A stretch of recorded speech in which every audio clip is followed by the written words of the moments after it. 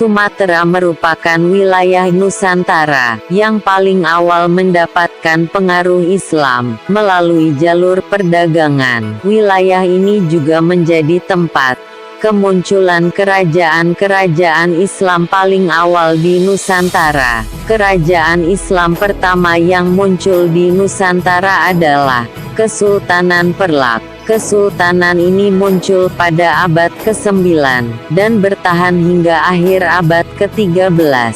Kondisi geografis Perlak, Selat Malaka sejak zaman dahulu terkenal sebagai jalur perdagangan utama Nusantara. Pedagang dari berbagai penjuru dunia berlayar melalui selat tersebut untuk melakukan perdagangan. Dari selat tersebut masuklah ajaran agama-agama baru ke Nusantara. Sebelum berdirinya Kesultanan Malaka, pelayaran Selat Malaka tidak melalui pantai semenanjung Malaka, melainkan melalui sisi barat Selat Malaka, menyisiri pantai-pantai Sumatera. Kota pelabuhan terpenting pada waktu itu adalah Melayu, yang terletak di muara Sungai Batanghari, Jambi. Pada bulan Desember sampai Maret di sebelah utara Katulistiwa, bertiuplah angin musim timur laut, yang memungkinkan kapal-kapal dagang India dan negeri Cina untuk berlayar ke perairan Selat Malaka.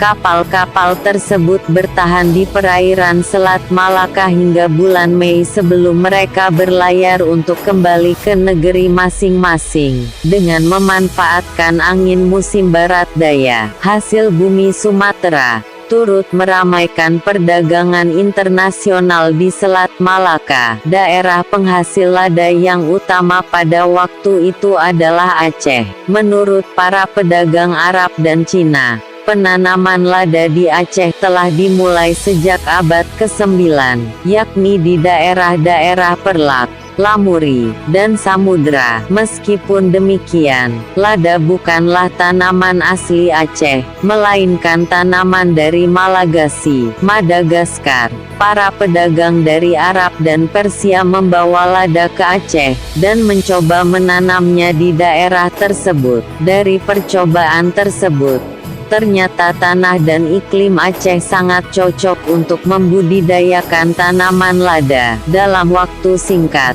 Aceh pun tumbuh menjadi daerah penghasil dan pengekspor terbesar lada pada masa itu. Bandar Perlak dijadikan bandar utama di pantai timur Sumatera bagian utara. Wilayah tersebut terus tumbuh dan berkembang hingga menjadi kota perdagangan internasional yang banyak disinggahi pedagang dari penjuru dunia, termasuk pedagang Muslim. Latar belakang berdirinya Kesultanan Perlak. Nama Perlak diambil dari nama kayu Perlak. Kayu jenis ini merupakan kayu khas daerah Perlak. Atas dasar inilah, kemudian daerah penghasil kayu Perlak disebut dengan Negeri Perlak. Setelah perdagangan semakin ramai di Selat Malaka, maka pedagang-pedagang pun menyebut Negeri Perlak sebagai Bandar Perlak. Kitab Negara Kertagama menyebut negeri itu dengan nama Parlak. Sementara Marco Polo, yang berkunjung ke negeri itu pada tahun 1292, mencatatnya dengan nama Negeri Verlek. Sebelum berdirinya Kesultanan Perlak, di wilayah Perlak telah berdiri sebuah kerajaan bercorak Hindu-Buddha yang sederhana dan bernama Kerajaan Perlak. Raja yang berkuasa di kerajaan ini bergelar Merah, yang berarti Maharaja. Perlak semakin berkembang ketika dipimpin oleh Pangeran Salman, seorang pangeran yang memiliki darah Kisra Persia. Putri dari Pangeran Salman kemudian menikah dengan Muhammad Jaqfar Siddiq, seorang pendakwah dari negeri Arab, yang nantinya akan menurunkan pendiri Kesultanan Islam pertama di Nusantara. Berdasarkan naskah Idhar al-Haq, sekitar tahun 790 Masehi, sebuah kapal layar berlabuh di Bandar Perlak. Kapal tersebut membawa 100 juru dakwah, yang dipimpin oleh nakhoda, dari Kekhalifahan Abbasiyah. Kapal itu datang dari Teluk Kambay, Gujarat, dan berlabuh di Bandar Perlak. Salah seorang juru dakwah tersebut bernama Ali ibn Muhammad Ja'far Shiddiq. Ia adalah seorang Muslim Syiah yang melakukan pemberontakan kepada Khalifah Al-Ma'mun. Namun, usahanya itu menemui kegagalan. Akibatnya ia diperintahkan untuk berdakwah keluar dari negeri Arab sebagai hukumannya. Setelah beberapa waktu berdakwah di Bandar Perlak, Ali ibn Muhammad Ja'far Shiddiq menikah dengan putri Istana Perlak. Putra pertama hasil dari pernikahan itu bernama Syekh Maulana Abdul Aziz Shah. Ia berhasil mendirikan Kesultanan Perlak pada tahun 840 Masehi, sebagai Kesultanan Islam Syiah pertama di Nusantara. Setelah berhasil mendirikan Kesultanan Perlak, ia memperoleh gelar Sultan Alaiddin Syekh Maulana Abdul Aziz Shah. Perkembangan Kesultanan Perlak. Sultan Alaiddin Syekh Maulana Abdul Aziz Shah memerintah sebagai Sultan pertama Perlak hingga tahun 864 Masehi. Setelah ia wafat, Kesultanan Perlak dipimpin oleh keturunannya, yang bernama Sultan Alaiddin Syekh Maulana Abdul Rahim Shah. Ia memerintah selama periode 864 sampai 888 Masehi. Selanjutnya Sultan Abdul Rahim Shah digantikan oleh Sultan Alaiddin Syekh Maulana Abbas Shah, yang berkuasa selama 25 tahun, yakni dari tahun 888 sampai 913 Masehi. Pasca wafatnya Sultan ketiga Perlak, tidak ada pelantikan sultan yang baru di Kesultanan Perlak. Hal ini dipicu kondisi yang tidak kondusif di wilayah Kesultanan Perlak. Kondisi tersebut muncul akibat perang saudara di kalangan rakyat Perlak, yakni perang antara pengikut Syiah dengan Ahlus Sunnah wal Jamaah Sunni. 2 tahun berselang, ketika konflik antara aliran sudah mulai mereda, Syekh Maulana Ali Mugayat Shah dilantik sebagai Sultan baru Kesultanan Perlak. Ia hanya memerintah dalam waktu yang relatif singkat. Pemerintahannya hanya bertahan 3 tahun.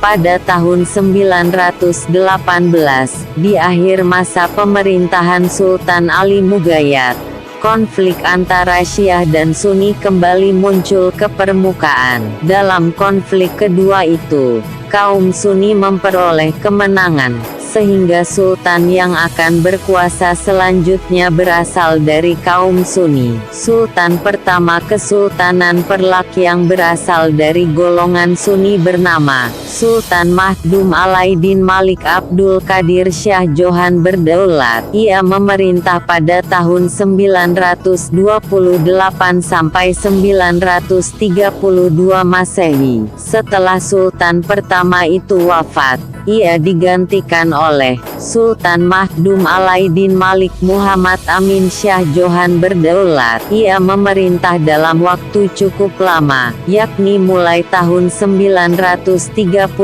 sampai 956 Masehi. Sultan selanjutnya adalah Sultan Mahdum Alaiddin Abdul Malik Shah Johan Berdaulat, yang memerintah antara tahun 956 sampai 983 Masehi. Pada akhir masa pemerintahan Sultan Abdul Malik Shah, terjadi konflik ketiga, yang melibatkan golongan Syiah dan Sunni.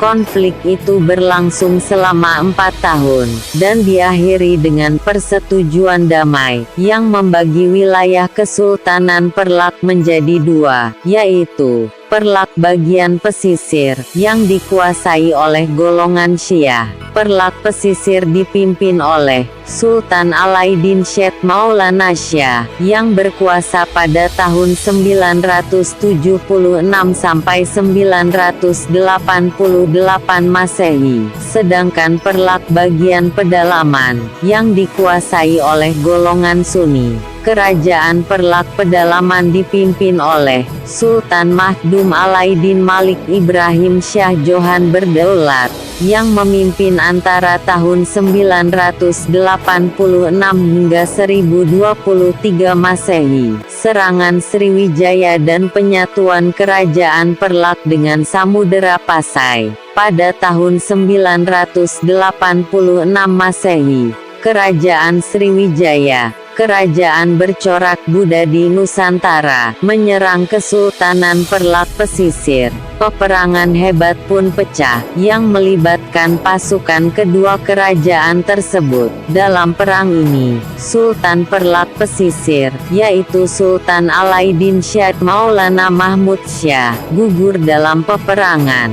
Pasca gugurnya Sultan Perlak pesisir, wilayah Kesultanan Perlak secara keseluruhan akhirnya dikuasai oleh Sultan Perlak pedalaman, yang beraliran Sunni. Kehadiran pasukan Sriwijaya di wilayah Perlak segera direspon oleh Sultan Malik Ibrahim Shah dengan mengobarkan semangat rakyat Perlak untuk melawan Sriwijaya. Pertempuran besar pun terjadi selama bertahun-tahun.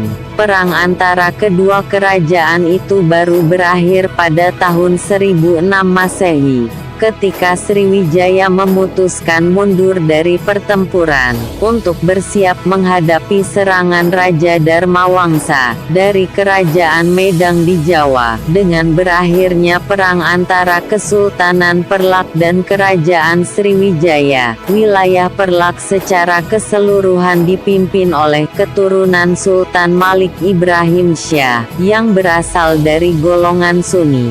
Pada masa ini kondisi Kesultanan Perlak relatif damai, tanpa adanya peperangan melawan kerajaan luar. Berikut nama-nama Sultan Perlak dan masa pemerintahannya. Setelah meninggalnya Sultan Malik Ibrahim Shah, Sultan Mahdum Alaiddin Malik Mahmud Shah Johan Berdaulat, 1023 sampai 1059 Masehi. Sultan Mahdum Alaiddin Malik Mansur Shah Johan Berdaulat, 1059 sampai 1078 Masehi. Sultan Mahdum Alaiddin Malik Abdullah Shah Johan Berdaulat, 1078 sampai 1109 Masehi. Sultan Mahdum Alaiddin Malik Ahmad Shah Johan Berdaulat, 1109 sampai 1135 Masehi. Sultan Mahdum Alaiddin Malik Mahmud Shah Johan Berdaulat, 1135 sampai 1160 Masehi. Sultan Mahdum Alaiddin Malik Usman Shah Johan Berdaulat, 1160 sampai 1173 Masehi. Sultan Mahdum Alaiddin Malik Muhammad Shah Johan Berdaulat, 1173 sampai 1200 Masehi. Sultan Mahdum Alaiddin Abdul Jalil Shah Johan Berdaulat, 1200 sampai 1230 Masehi. Sultan Mahdum Alaiddin Malik Muhammad Amin Shah II Johan Berdaulat, memerintah antara tahun 1230 sampai 1267 Masehi. Sultan memiliki dua orang putri, yaitu Putri Ratna Kamala dan Putri Ganggang. Menurut beberapa sumber, putri pertama dinikahkan dengan Sultan Malaka, bernama Sultan Muhammad Shah, alias Parameswara, dan Putri Ganggang dinikahkan dengan Sultan pertama Samudera Pasai, Al-Malik Al-Saleh alias Merah Silu. Sultan Mahdum Alaiddin Malik Abdul Aziz Shah Johan Berdaulat, 1267 sampai 1292 Masehi. Kemunculan Kerajaan Samudera Pasai pada tahun 1267 Masehi. perlahan-perlahan menyaingi pamor dari Kesultanan Perlak. Sultan Malik Abdul Aziz Shah merupakan sultan terakhir Kesultanan Perlak. Setelah ia wafat, wilayah Kesultanan Perlak digabungkan dengan Kerajaan Samudera Pasai pada masa pemerintahan Sultan Muhammad Malik Al-Zahir, putra dari Merah Silu. Penggabungan yang dilakukan Sultan Samudera Pasai itu sekaligus menandai berakhirnya pemerintahan kesultanan pertama di Nusantara.